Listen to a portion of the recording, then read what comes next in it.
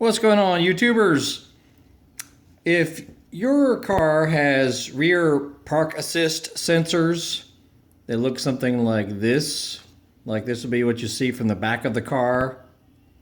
But if you need to remove them or replace them or, inspect them or whatever, imagine you are now looking from the other side of the bumper.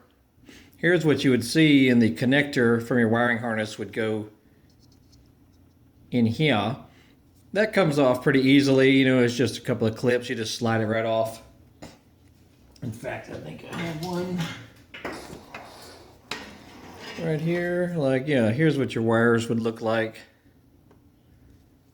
Right, so they just slide right on like that. So you just push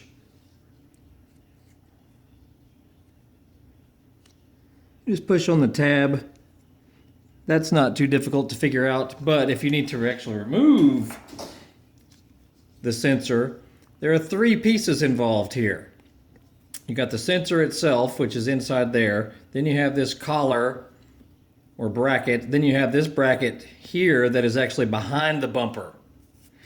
Not too difficult to remove though, but if you don't know what you're doing, you could easily break this because it's just held by plastic tabs here and here.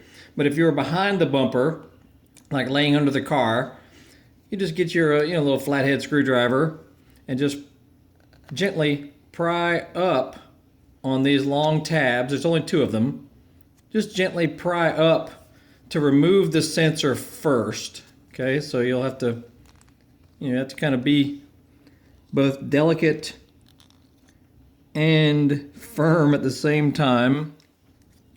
It's a little bit tricky, but not too bad. If I can handle this here. So you just spread these two open and force the sensor out. Okay. Just try to spread these two little tabs open. Then the sensor will come out to leave the brackets here. Now, the same two tabs that you spread open to get the sensor out, you will then press them downward to pull this collar off from the rear. This will be also inside the rear bumper. Okay, so see how that works?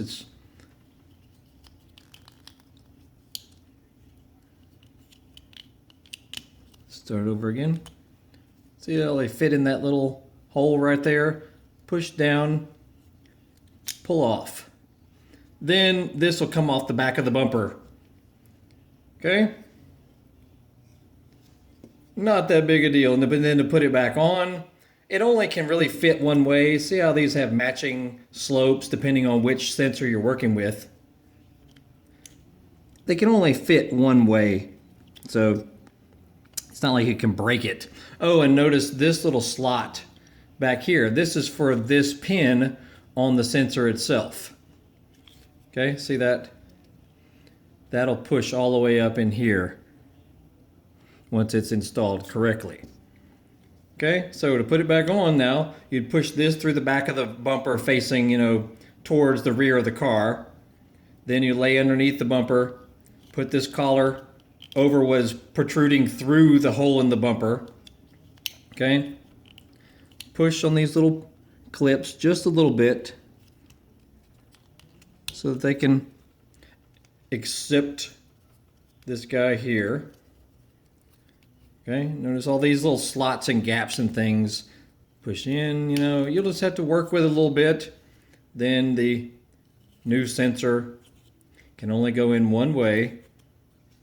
Give it a nice firm push. Clips in place. See how everything is nice and snug in there, and then your wiring harness would plug back in there and off you go. They're pretty much the same all the way around. Now this came off of a Ford Taurus X. Also similar for a Ford Freestyle, a Ford 500, Mercury Sable. Lots of different Ford and Mercury and Lincoln models have this very similar setup on their park assist sensors. So removing them should be about the same on most of them.